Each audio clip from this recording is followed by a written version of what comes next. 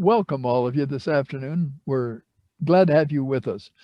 We hope that you're safe and not with the coronavirus. And if you do have it, that you're going to be over it soon and not one of these long haulers with the problems that develop from it later on. This is the the Tuesday afternoon, December 8th of 2020. And I'm Don Snow. I'm here in St. George, Utah. And our host that you just heard from was Gerhard Roof. He's up in Orem. And we've got people attending from various places in here in Utah and elsewhere.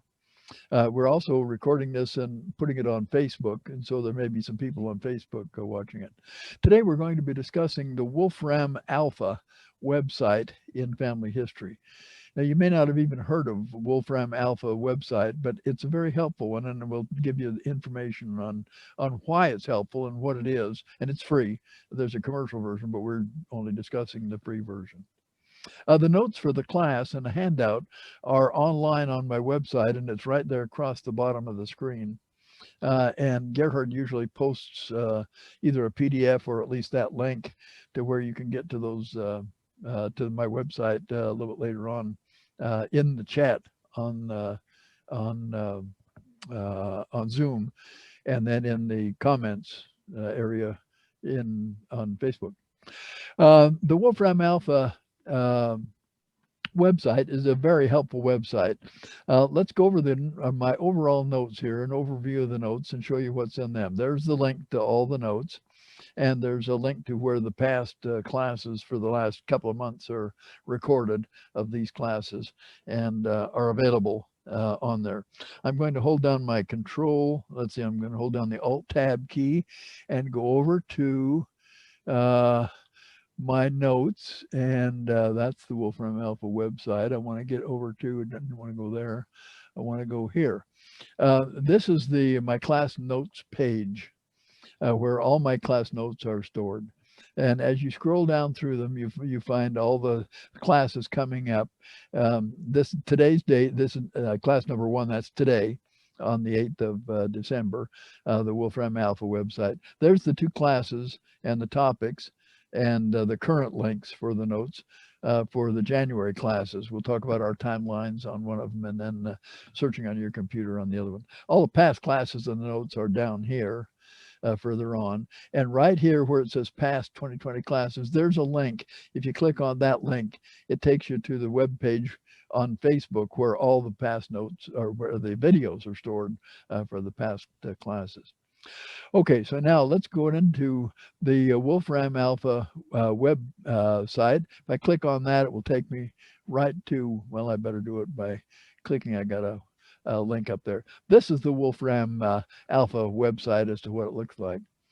To fill you in a little bit more about what this is, Stephen Wolfram was a computer scientist, mathematician, computer scientist who came up with some new ideas of doing symbolic mathematics in online.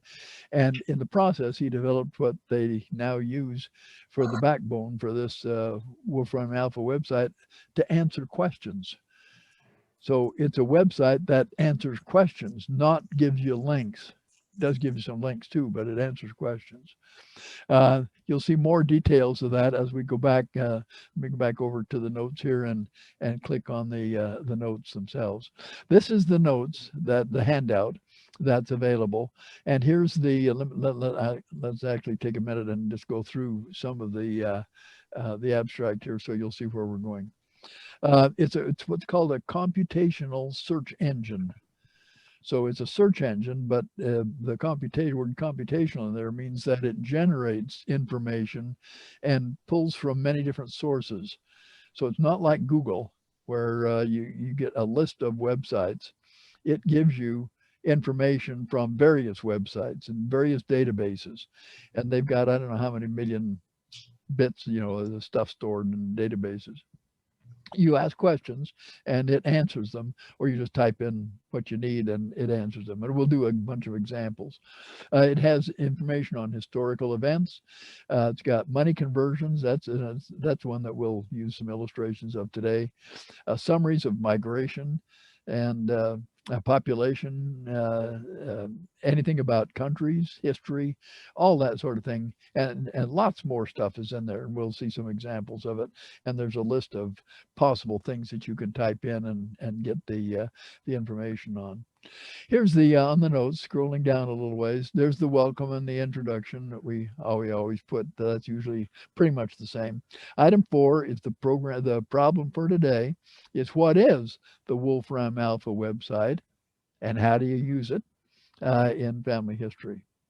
We're going to talk about the Wolfram website itself, the Wolframalpha website, and there's a bunch of links on here that will help you so that you can go through later and read information and get further details. Because we're limiting our classes to a half an hour now, we won't take time to go through these, but there's a lot of different links here that will help you. If you find something that you think you might be interested in, take a look at some of these, because there are examples and various ways to do things. Even down here, I put on number G here, 8G. If you or one of your grandkids needs something to do with mathematics, and I was talking to one of my kids and they used this Wolframalpha website for their high school calculus kid. It shows you how to do some calculus stuff in there. So if you got kids that are struggling with math, that's even built into this thing too. We're not going to talk about that here today. There's going to be examples of uses in family history. And let me just summarize some of these things because we won't have time to do all of them, but I'll tell you what they'll do. And then later we'll see demos of many of these. You type in the information and caps don't seem to matter. Small letter, I haven't found anything that really tells me the details of what the search stuff is, but caps don't seem to matter on it. If you want to know the population and history of something, type it in. I put in item 11, I put in Oberwolfach. That's a city in Germany that's got a math research institute that I've been to several times. They have week-long seminars there, and it's Oberwolfach. And when I typed it in, it's got the details as to what are the closest airports and how far away it is. It's down there in Karlsruhe in the Black Forest. On item 12, we're going to show some examples of that. Money in various time periods. For example, how much was $2.50 in 1849 worth? And I'll tell you why we're interested in that here in a little bit. Or $3,000 in 1829 and so on. And so you just type it in that way, or you'll see some other things ways to type it in and actually convert it to today's dollars. Item 13 is events such as wars and who was involved. I was in the U.S. Navy in the Korean War time. And so you type in Korean War and it gives you when it started, when it ended, and who was involved, which factions were involved, and so on. 14, climate and weather conditions. If you type in St. George, Utah, 21 March 1958, that's the day Dan and I got married right here in the St. George Temple because my Uncle Harold was the temple president here. It tells you what the date, the information of the date was, and even the weather that day, and the high temperature and the low temperature, and so on. Item 15 is migration. Type in Utah migration or California migrate, whatever, and you get information about what the history of it. You'll see timelines, you'll see graphs and all sorts of things. Diseases and epidemics. Many of us, you read in the old journals, we had ague or we didn't know what it was. You type in ague and it'll tell you in today's terms what it is, how many people suffer from it, what it's like, and so on. It's right up to date. It's got coronavirus pandemic in there, got all the details, and it must be updated every day because you can tell if you type in coronavirus Utah, you'll see how many deaths and how many people in Utah were involved with have it and how many tested and so on. Or Spanish flu, the 1918 stuff. It's loaded with information and calendars. The 10 October. Notice that the October is small. The OCT, it doesn't make a difference whether it's large or small. That's the date Diane died, and you can tell what the day it was, and it'll tell you how far back it was, and so on. Or organization. Those are just some examples of some of the things on there. Now let's go back to the PowerPoint, or it's not a PowerPoint, it's an Impress using the free version, and And we've looked at an overview of the notes. Here's the information, and I think we've already talked about most of this, that it's a computational search engine. It's free, and there are commercial versions that you can subscribe to, and I don't know what they charge you for it. I never bothered to check, but the free version is all we're concerned with here. It answers queries, not just links. So it's different than Google or DuckDuckGo or any of the other search engines, because it will do, uh, they call it computation. It'll compute things for you. Very helpful in family history. That's the website itself. It's the https:// and then www.wolframalpha.com. And Wolfram is Stephen, one name for Stephen Wolfram, who he spent 10 years writing a book about mathematics and science and computer science, and then in the process developed a program called Mathematica, which is a symbolic math program. And that's the backbone of what runs this thing, because it will answer questions and let you see what's going on. Here's some examples and demos of the whole thing. First of all, I want to show you one, Lucius Ann Scoville. Now, some of you know who he is. He was a church immigration agent for the church in New Orleans in 1849. If you've been back to Nauvoo, he's the guy that was the baker that built that little house, little bakery right next door, right next to where the cultural hall is in Nauvoo. And he did all the serving. He did baking and all that. And when we were back there on a mission, all the senior couples, about once a month, we'd have to get up really early in the morning at 4 or 5 in the morning and go down to the mission, the office, and down in the basement we'd make cookies, and we gave away those cookies in that Scoville bakery to all the kids that came in. Lucius Scoville, after the Mormons left, 1847, remember they left and came west. This is 1849. Brigham Young called Lucius to go down to New Orleans to be the immigration agent. They had, as the people from that had joined the Church of Jesus Christ of Latter-day Saints came into the United States through ports, New York City or through Philadelphia or New Orleans, they had an immigration agent stationed in each one of those places to meet the ships coming in. And in the journal history of the church, which is kind of a scrapbook of what went on in the early days, some church historians started at 150 years ago. They started typing up stuff or copying stuff out from journals or articles and pasting them into scrapbooks. And this is from his journal that happened in 1849. Now, I won't take time to read this to you. I've got it all. Last night I went through and typed the whole thing off, so I've got a easy to read copy, but let me just summarize what happened. He's down there, 1849, January. The cholera was raging, and he mentions this in there. 400 people died in New Orleans that winter in January. February, he said it slowed up a little bit. And he said he's waiting for any of the Mormon ships to come in. And so far they hadn't gotten there. And he writes back, he said, on the date, and he gives the date in here, I think it was the 11th of March. He's taking a walk, and a voice tells him, he said it wasn't a voice, but he said, came to his understanding, go down to Calaboo Square, and on the right side of the square, down in the south part, you'll see a bookstore. Go in that bookstore, buy a lottery ticket, and here's the number you're to buy, 9998. He writes all this written. He writes this all on this the journal history of the church. That's what this is copied from off the church website. And he was out of money. He didn't have any money to support the saints coming in and so on. And he said that was the most foreign thing that he could imagine. But he walks down there. He goes in. He finds this bookstore. There's an old Frenchman there, and he says, do you sell lottery tickets? The Frenchman says, who told you I sold lottery tickets? That's against the law here in Louisiana.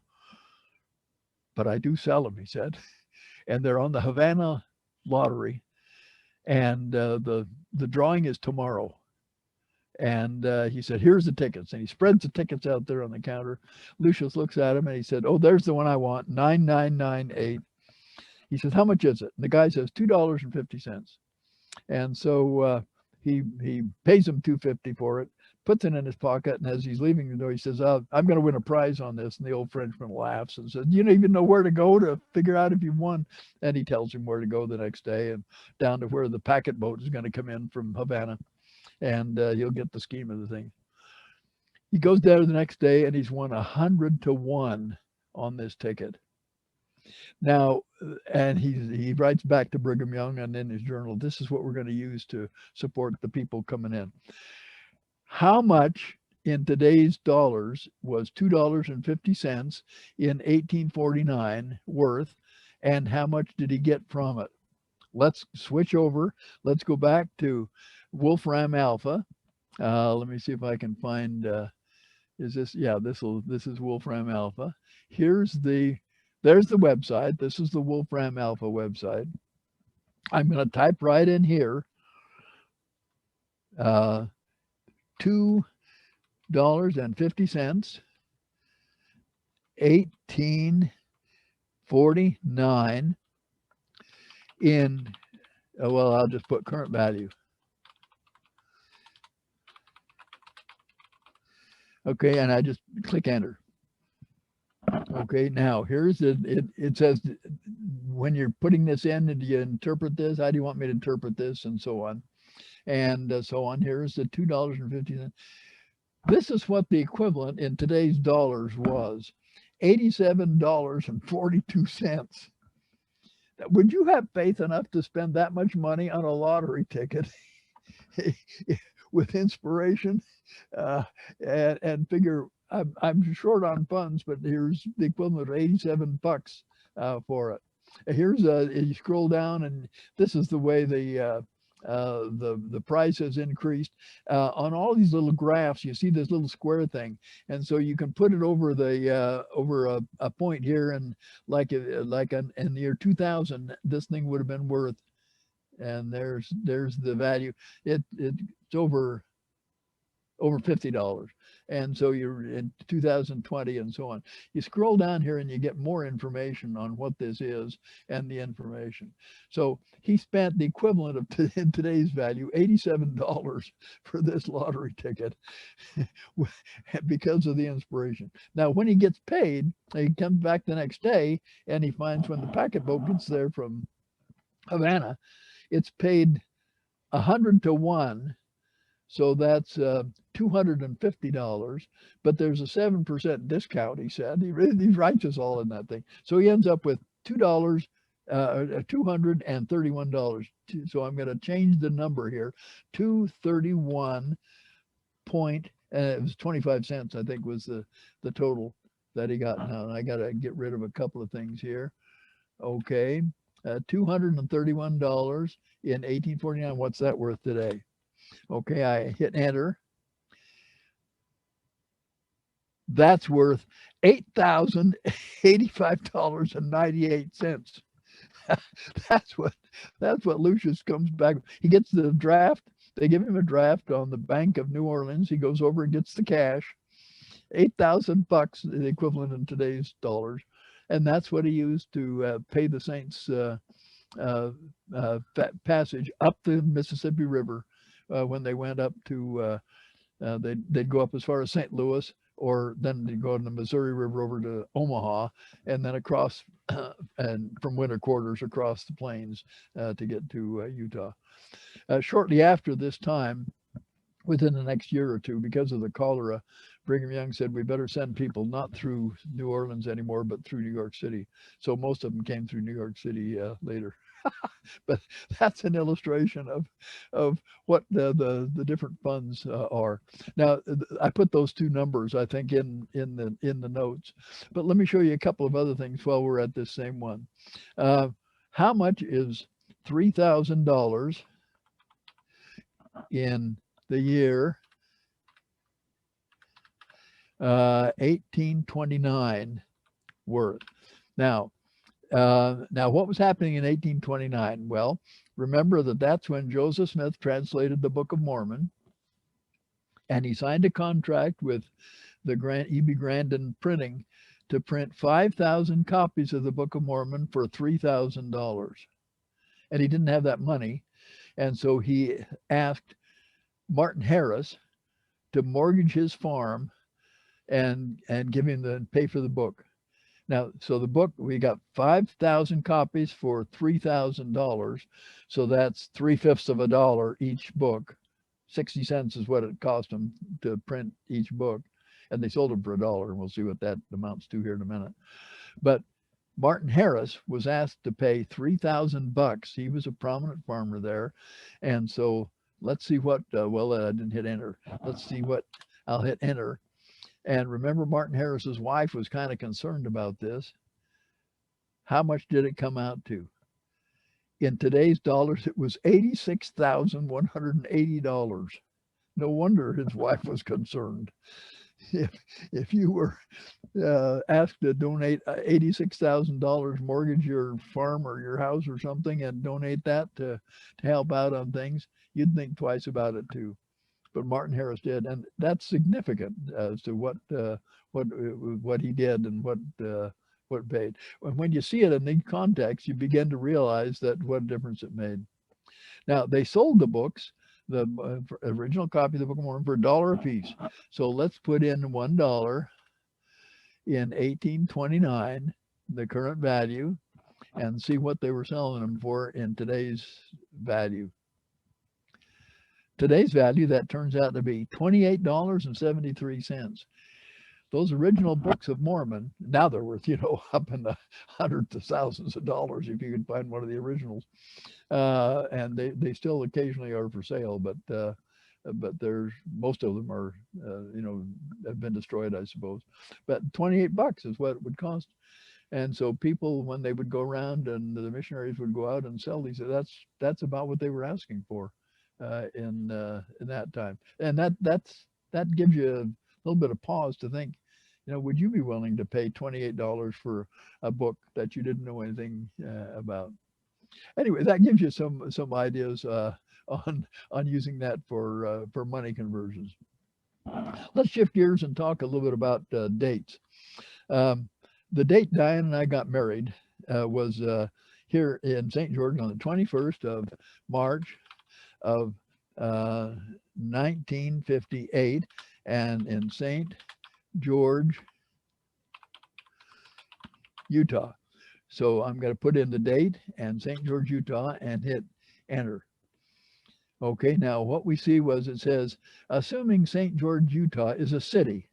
And see, otherwise it could be something else, and you have to check to see neighborhood or whatever else it is, because it might be something else that it's not interpreting it the way you think it is. Okay, that was a Friday. We did get married on a Friday, March 21st of 1958, and it was on a Friday. There's the information about it. There's the time difference of that was 62 years, 8 months, and 18 days ago. So if Diane were still alive, that's how long we would have been married. Or that's 33,272 weeks, or even the number of days, or the years and so on. Scroll on down further. There's the temperature as to what occurred that day, the weather on that date in the morning and so on. We got married about 4 in the afternoon. So it's something, well, let's see, PM is about right in here. The temperature was about 70 degrees when we got married. That was the first day of spring that year. There's a little bit of more information on the cloud cover. And then there's some rain. It talks about the rain. It rained a little bit. I remember that night and so on. There's the details of a lot of stuff about it. So you just type in the date and a location if you're interested in something about the weather on that at that particular time. There's the sunrise and sunset and so on for all that. See, it computes all this stuff for you. It doesn't just give you information about the particular websites. Diane died on the 10th of October of 2012. So I'll put in 10 October 2012, and there's the information on that. It was a Wednesday.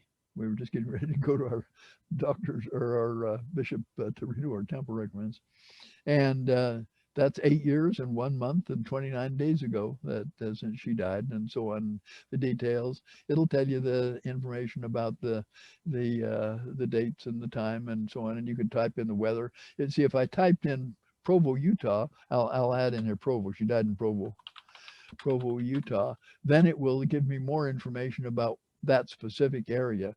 Then it will give me the information about a graph here of the time, the temperature at the different times, and information on what was going on and so on. So if you're interested in finding out something about, the day you were born and where, type in the date and put in the location, and you'll get information on that. It's all kind of fun to see. Let's type in corona, CORON virus, and I'll just hit enter. What we get is assuming corona is a medical diagnosis. Yeah, that's medical. That's the one we want. Here's it's a viral respiratory disease, as to where it started, what it leads to, COVID, and so on. Details about it. I guess that's supposed to be what a molecule looks like, one of the things. Down here, there'll be information. There's usually maps down here of what it's like world. Well, I guess there isn't, because I guess I need to put in something else. Let's put in United States. Or you could put in Utah or something like that. And now it'll have more information as to what's happening, the details of it here, the COVID-19. There's usually, well, I don't see any maps, and I was getting maps on here before where it would show where the worst cases were and all that sort of thing. So you can put in different sorts of things, like that disease. I always wondered what was ague, AGUE. What was it like? I just put in ague, and it says it's a fit or shivering or shaking, and successive stages of various things. There's some information on let's see, the word frequency history, when it was used and where it was used mostly, and when, and so when it went in and out of effect and so on. Details about it, what it's like. I guess I get vague. Those are lexical close words from it. Depending if I put in ague, Illinois,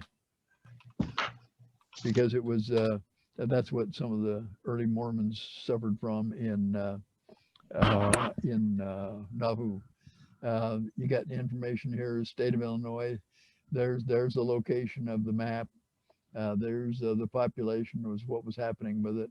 There's more of the population history, and so on. You can type in migration and get information like this. So you begin to see what a powerful tool this is for a lot of things in family history. Okay. Well, there's a lot more to talk about, but yeah, but it's time for a quick question. Yeah, can I ask you a question? Can you put in, let's say, if you find a death record and you don't have the birth, it says, let's say, he is 59 years old, 8 months and 27 days. Will that also show you the date of birth? Yes, yeah, you can do that. I've forgotten what the format would be for that. You'd have to put in the date, and then you'd want birth date from this age or something with a final date. But there are ways to do all that. Yeah. Examples show you, not the ones in my notes. I didn't go that one, but on one of those lists of one of those websites, it shows you exactly how to type that in. Yeah, I have. There's another website that does it. I wonder if this does it too. Yeah, it does. Yeah, and a lot of good information like that with details of the stuff. Let me go back to my PowerPoint, and we can finish up and see if you got any more questions here. That's the journal history. We already talked about that. Here's a summary. The Wolframalpha website, um, really helpful, and it computes the information, not just the links. And it will help you in your family history to figure out what's going on. Now, are there any other questions or any comments that any of you have? And one question I have is, do you guys, how do you like the half-hour format for these? Is it good for you or is it bad? Do you prefer longer or shorter, or what are your comments on that? Yeah, it's right. But I have a question for you. Let's say my grandfather was born on the 15th of April, let's say 1859. What happened on that day or in that year? That would be interesting to find out, to get a little history. Yes, that would be, and it will give you information on that. Right. Another website that will do that, and the next one we're going to be talking about in January, is our timelines. Yeah, that's a wonderful one. Date. Yeah, and Oh, it'll tell you who else was born on that day and all the events. yeah, I've used it. It's wonderful. Yeah.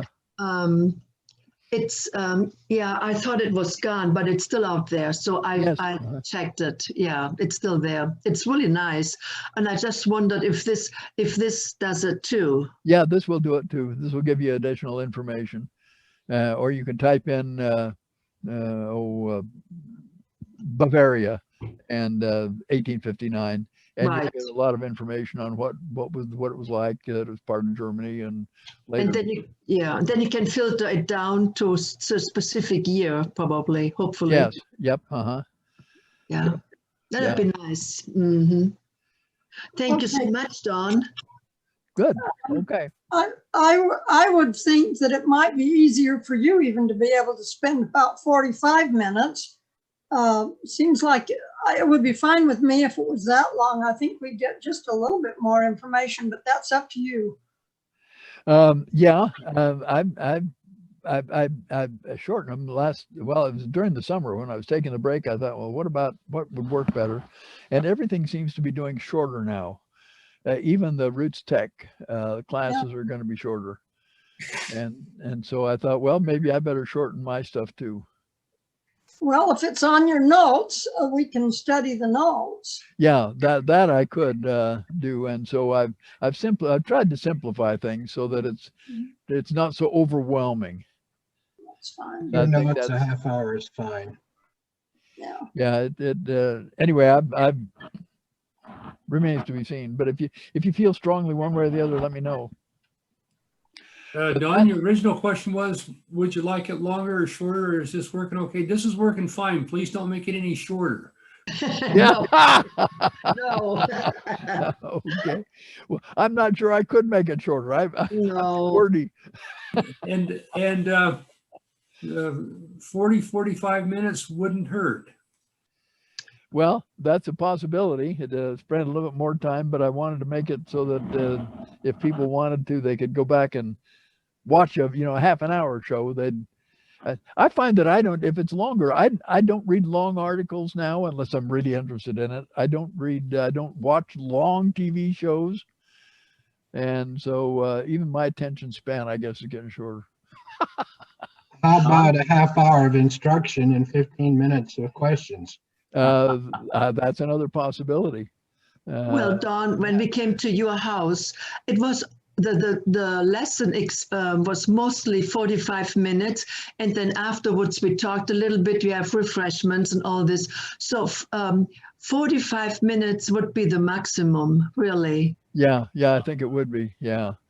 Don, this is Steve. I think that you may get some cost with Zoom after 30 minutes, though. I think it's 40 minutes. Yeah, so whatever, you better pay attention or you might have pay a bunch of money.